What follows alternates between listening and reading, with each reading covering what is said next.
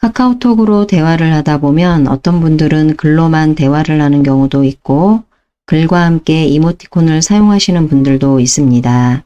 카카오톡으로 대화를 할 때 글로만 입력해도 충분히 내용이 전달됩니다. 그런데 어떤 경우에는 글보다도 작은 그림인 이모티콘이 내용을 전달하는 데 있어 효과가 더 클 때가 있습니다.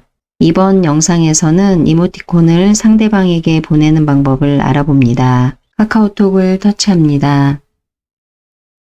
카카오톡 화면이 열립니다. 화면 하단으로 이동합니다. 대화할 상대방을 선택하기 위해서 왼쪽에서 첫 번째 사람 모양을 터치하거나 두 번째에 있는 말풍선을 터치합니다. 이미 만들어져 있는 채팅방이 있다면 두 번째에 있는 말풍선을 터치하면 되고 처음으로 대화를 시도하겠다 그러면 첫 번째에 있는 사람 모양을 터치합니다. 지금은 두 번째에 있는 말풍선을 터치합니다. 화면 왼쪽 상단에 채팅이라고 표시됩니다. 지금 보고 있는 화면이 채팅 화면입니다. 여러 채팅방들이 보이고 여기에서 대화할 채팅방을 찾아서 터치합니다.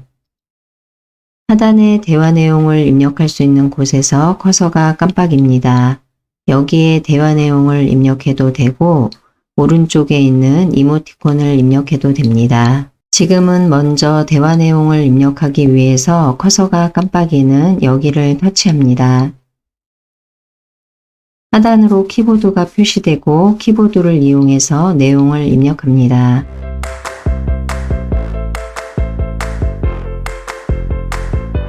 내용이 모두 입력되었으면 오른쪽에 있는 보내기를 터치해도 됩니다. 보내기를 터치하게 되면 여기까지는 일반적으로 문자를 입력해서 대화를 하는 방법입니다. 또는 대화 내용 다음으로 이모티콘을 넣고 싶다 그러면 오른쪽에 있는 이모티콘 모양을 터치합니다. 지금은 이모티콘은 보내지 않고 대화 내용만 보내겠습니다. 오른쪽에 있는 보내기를 터치합니다.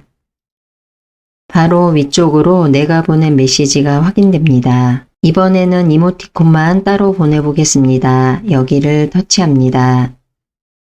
다음과 같이 화면이 바뀝니다. 조금 전에 눌렀던 이모티콘 아이콘 바로 아랫줄을 보면 여러 아이콘들이 보입니다. 여기에 있는 아이콘은 각각의 아이템이라고 보시면 됩니다. 주제별로 나뉘어져 있다고 보면 되겠습니다. 어떠한 아이템이 있는지 터치해 봅니다.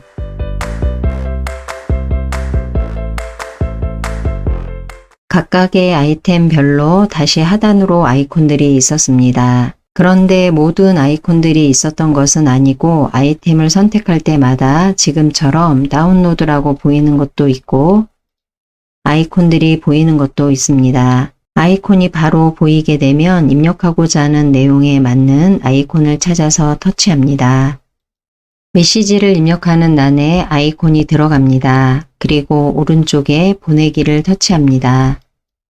채팅 대화창으로 조금 전에 터치한 아이콘이 전송되었습니다. 그리고 지금 선택한 아이콘 말고 다른 아이템에 있는 아이콘을 선택하고 싶은데 선택할 아이콘이 없었다 그러면 지금처럼 다운로드라고 있습니다. 여기를 누르면 이 아이템에 해당하는 아이콘들이 모두 내려받아집니다. 그리고 여기를 눌러서 내려받아지는 아이콘들이 모두 유료인지 알고 계시는 분들도 계십니다. 유료는 아니고 아래쪽을 보면 이 아이템은 카카오톡 기본 제공 이모티콘입니다 라고 표시되어 있습니다. 돈을 주고 사서 이모티콘을 이용할 수도 있지만 처음으로 이모티콘을 이용할 때는 무료로 제공되는 것을 한번 사용해보고 그 다음에 마음에 든다 그러면 유료를 구매해도 될 것 같습니다. 이모티콘은 이렇게 어떠한 내용을 글로 전달했을 때의 효과보다 그림으로 전달했을 때의 효과가 더 클 때가 있습니다. 이모티콘을 너무 남발해서 사용하다 보면 상대방으로 하여금 약간은 진정성이 없어 보일 수도 있습니다. 대화에서 적절하게 글과 이모티콘을 사용한다면 대화에 좀 더 큰 효과가 있을 것 같습니다.